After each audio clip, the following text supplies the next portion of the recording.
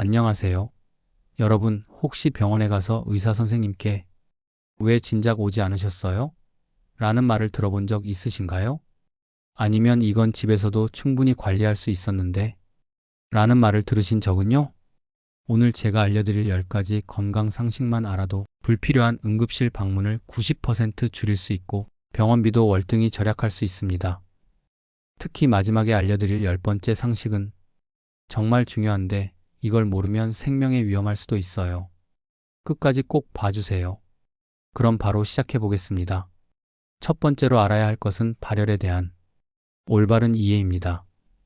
많은 분들이 체온이 조금만 올라가도 바로 해열제를 드시는데 이는 잘못된 대처법입니다. 발열은 우리 몸이 바이러스나 세균과 싸우고 있다는 신호예요. 성인 기준으로 38.5도 이하의 미열은 해열제를 복용하지 않는 것이 좋습니다. 충분한 수분 섭취와 휴식만으로도 자연스럽게 회복될 수 있어요. 하지만 다음과 같은 경우에는 즉시 병원에 가셔야 합니다. 39도 이상의 고열이 48시간 이상 지속될 때, 발열과 함께 심한 두통, 목 경직이 있을 때, 의식이 혼미하거나 경련이 일어날 때, 잠깐, 여기서 중요한 팁 하나 더. 해열제를 복용할 때는 아세트아미노펜과 이부프로펜을 번갈아 복용하면 더 효과적이에요. 단 4시간에서 6시간 간격을 두고 복용해야 합니다. 두 번째는 복통의 종류와 대처법입니다. 단순한 소화불량인지 응급 상황인지 구별하는 것이 정말 중요해요. 즉시 응급실에 가야 하는 복통의 특징.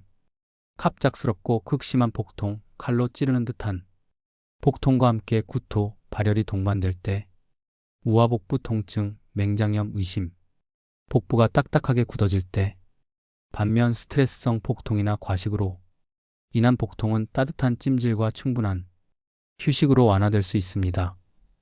여기서 잠깐 놓치기 쉬운 포인트가 있어요. 여성분들의 경우 하복부 통증이 부인과 질환의 신호일 수 있으니 생리주기와 관련 없는 지속적인 통증이 있다면 반드시 전문의의 상담을 받으세요. 세 번째는 두통의 종류와 대처법입니다. 두통약을 너무 자주 복용하면 오히려 약물 과용 두통이 생길 수 있어요. 일반적인 긴장성 두통 대처법.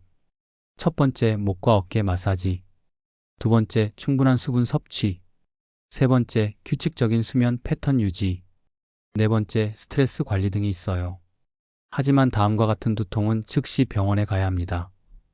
평생 겪어본 적 없는 극심한 두통, 발열, 목 경직과 함께 오는 두통, 시야 장애나 언어 장애가 동반되는 두통, 머리 외상 후 발생하는 두통. 중요한 사실 하나 더. 편두통 환자분들은 특정 음식, 초콜릿, 치즈, 와인 등이 유발인자가 될 수 있으니 본인만이 두통 일기를 작성해 보세요. 네 번째는 기침의 종류별 대처법입니다.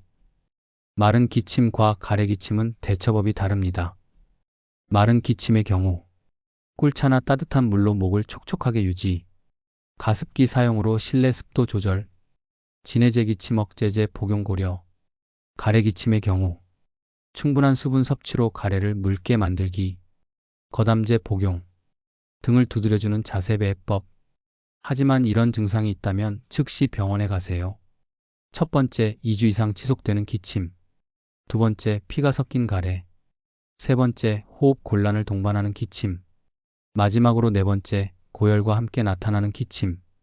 여기서 잠깐 깜짝 정보. 기침할 때는 팔꿈치 안쪽으로 가리는 것이 손으로 가리는 것보다 전염 예방에 훨씬 효과적이에요. 다섯 번째는 올바른 상처 관리입니다. 상처는 말려야 낫는다는 것은 옛날 상식입니다. 현대의학에서는 습륜 드레싱이 훨씬 효과적이라고 입증됐어요. 여기서 올바른 상처 관리 순서 알고 가요. 첫 번째, 흐르는 물에 상처 부위 세척하기. 두 번째, 소독약 포비돈 요오드 발라주기. 세 번째, 상처 크기에 맞는 밴드 또는 거즈로 덮기. 네 번째, 하루 1회에서 2회 드레싱 교체하기. 개인이 치료할 수 없는 응급실에 가야 하는 상처도 알아봐요. 5cm 이상의 깊은 상처, 출혈이 20분 이상 멈추지 않는 경우, 이물질이 박혀있는 상처, 동물에게 물린 상처, 녹슨 금속에 의한 상처, 파상풍 위험. 여기서 중요한 팁, 소독용 알코올은 상처에 직접 사용하면 안 됩니다. 조직 손상을 일으킬 수 있어요. 여섯 번째는 소화기 증상의 구별법입니다. 단순 소화불량의 특징, 식후 30분에서 2시간 이내에 증상 발생하고 더부룩함, 가벼운 복통, 트림이나 방귀로 증상 완화되며 하루 이내 자연 회복됩니다. 그러면 식중독 의심 증상은 뭐가 다른지 알아볼까요? 보통 음식 섭취 후 2시간에서 6시간 내 증상 발생하며 구토, 설사, 발열이 동반되고 복통이 점점 심해지는 경향이 있고 탈수 증상, 입마름, 어지러움이 있을 수 있습니다. 그러면 식중독이 의심될 때 대처법은 뭐가 있을까요? 1. 충분한 수분 섭취 이온 음료 권장. 2. 자극적인 음식 피하기. 3. 증상이 48시간 이상 지속되면 병원 방문하기. 여기서 잠깐 놓치면 안 되는 경고 신호도 있어요. 혈변이나 심한 탈수 증상이 있다면 즉시 응급실로 가셔야 해요. 일곱 번째는 알레르기 반응의 단계별 대처법입니다. 먼저 경미한 알레르기 반응에 대해서 알아봐요. 가벼운 두드러기나 가려움이 있을 수 있고 재채기, 콧물 등이 있어요. 일반적으로 항히스타민제 복용으로 완화 가능해요. 심한 알레르기 반응, 아나필락시스 증상에는 전신 두드러기, 호흡 곤란, 혈압 저하, 의식 저하, 목소리 변화, 쇠기 소리 등이 있어요. 아나필락시스는 15분에서 30분 내에 생명을 위협할 수 있습니다. 즉시 119에 신고하고 에피펜이 있다면 사용하세요. 중요한 예방법, 알레르기가 있는 분들은 항상 알레르기 유발 물질을 확인하고 외출 시 항히스타민제를 휴대하세요. 여덟 번째, 심장 관련 응급 상황 인지법입니다. 먼저 심근경색의 전조 증상에 대해 알아봐요. 가슴 중앙의 압박감, 마치 코끼리가 밟는 듯한 느낌, 왼쪽 팔, 턱 등으로 퍼지는 통증, 식은땀, 구토, 어지러움, 그리고 호흡 곤란. 특히 여성분들 주목하세요. 여성의 심근경색 증상은 남성과 다를 수 있어요. 먼저 명치부근의 소화불량 같은 느낌, 두 번째 극심한 피로감, 그리고 등이나 턱의 통증. 이런 의심 증상이 있다면 119 신고 이후에 먼저 알레르기 없는 경우 아스피린 일정 씹어서 복용하고 2. 편안한 자세로 안정을 취하고 3. 의식 잃으면 심폐소생술 준비해야 해요. 잠깐, 이거 아세요? 심정지 후 4분 이내에 심폐소생술을 시행하면 생존율이 50% 이상 올라갑니다. 아홉 번째는 만성질환의 가정관리법입니다. 먼저 고혈압 관리입니다. 나트륨 섭취 하루 2300mg 이하로 제한하고 규칙적인 유산소 운동을 통해 체중 관리하고 금연과 금주를 시행해야 해요. 그 다음 당뇨병 관리입니다.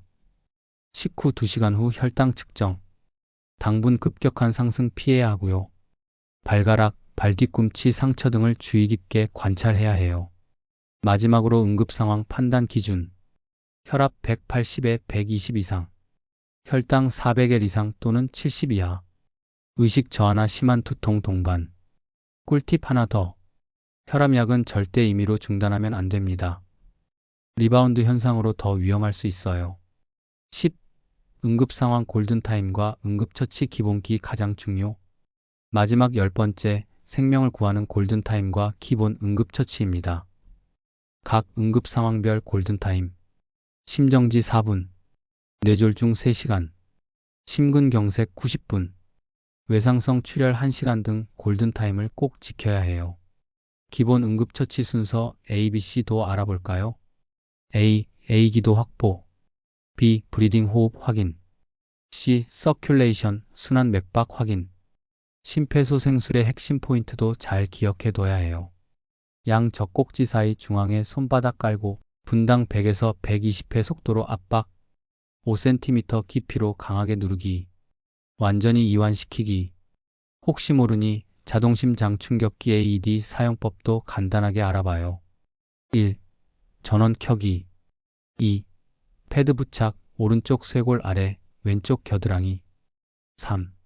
분석 버튼 누르기. 4. 쇼크 필요시 모든 사람 떨어뜨리고 충격 버튼. 마지막으로 정말 중요한 말씀. 응급 상황에서는 완벽하지 않아도 괜찮습니다. 아무것도 하지 않는 것보다 시도하는 것이 훨씬 낫습니다. 이제 마무리해볼까 해요. 여러분, 오늘 알려드린 10가지 건강 상식 어떠셨나요? 이 정보들만 제대로 알고 있어도 불필요한 응급실 방문을 줄일 수 있고 진짜 응급 상황을 놓치지 않을 수 있으며 가족과 본인의 생명을 지킬 수 있습니다. 하지만 기억하세요. 아무리 좋은 상식도 전문의 진료를 대체할 수는 없습니다. 의심스러운 증상이 지속되면 반드시 병원에 방문하시기 바랍니다. 오늘 영상이 도움이 되셨다면 좋아요와 구독 버튼 꾹 눌러주세요. 그리고 댓글로 어떤 건강 정보가 더 궁금하신지 알려주세요. 여러분의 건강한 하루를 응원합니다. 감사합니다.